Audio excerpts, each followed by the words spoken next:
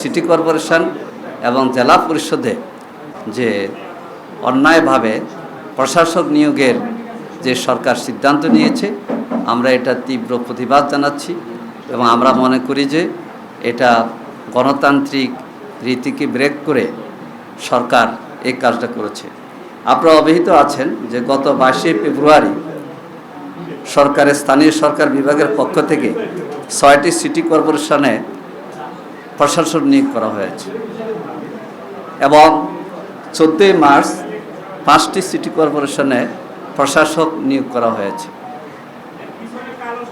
আপনারা জানেন, ইফতার মাহফিলে দাওয়াতের জন্য আমি কিন্তু স্থানীয় সরকার মন্ত্রীর বাসায় গিয়েছিলাম, দাওয়াত দিয়েছি।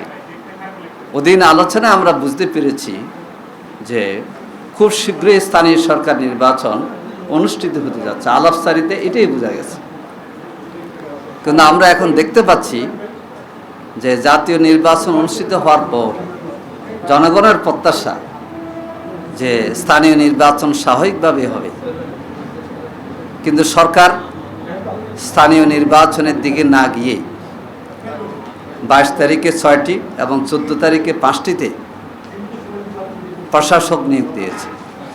এই প্রশাসক কারা? যারা তাদের দলীয় নেতাকর্মী, যারা নির্বাচনে হেরেছে। যেমন শফিকুল ইসলাম মিল্টন, তিনি ঢাকা সিটির 15 নম্বর আসনে নির্বাচনে হেরেছেন, তাকে প্রশাসক নিয়োগ করা হলো। এরপর আমরা দেখি নজরুল ইসলাম মঞ্জু খুলনা, উনিও একটি আসনে হেরেছেন।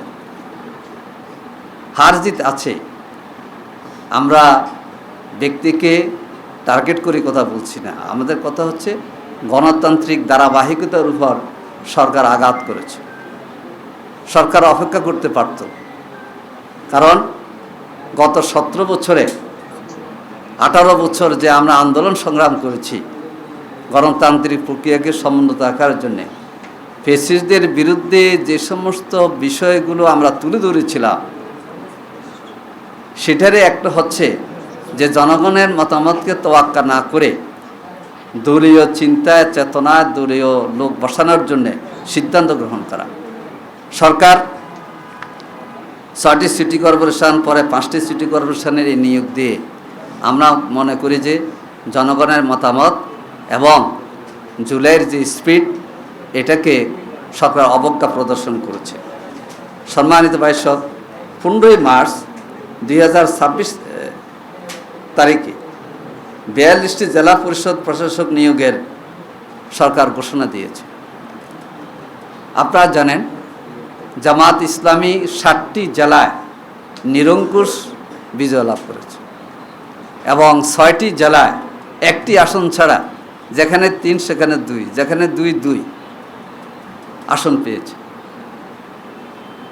দেখা যায় সরকার 42টি জেলায় তাদের দলীয় লোক নিয়োগ দিয়েছে এবং দলীয় লোক যদি বিশিষ্ট নাগরিক হতো সেটা ভিন্নভাবে চিন্তা করার ছিল। কিন্তু দেখা যায় যারা বিপুল ভোটে হেরেছে, যেমন গাইবান্ধা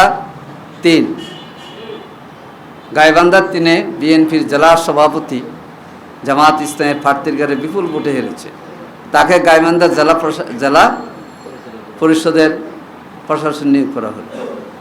গাইবান্ধা 5টি আসনের মধ্যে 4টিতে জামাত ইসলামী নির্বাচিত হয়েছে। কুড়িগ্রাম 4টি আসনের মধ্যে 4টাতেই 11 দলীয় জোট, 3টি জামাত, 1টিতে এনসিপি জিতেছে। সেখানে যিনি গত নির্বাচনে হেরেছেন তাকে প্রশাসন নিয়োগ হয়েছে। এটা এক ধরনের হাস্যকর বিষয়। আমরা মনে করি স্থানীয় সরকার নির্বাচন সচল হওয়া দরকার এবং জনগণের ভোটে নির্বাচিত প্রতিনিধিরাই এই ক্ষেত্রে এগিয়ে আসুক, যে দলের হোক।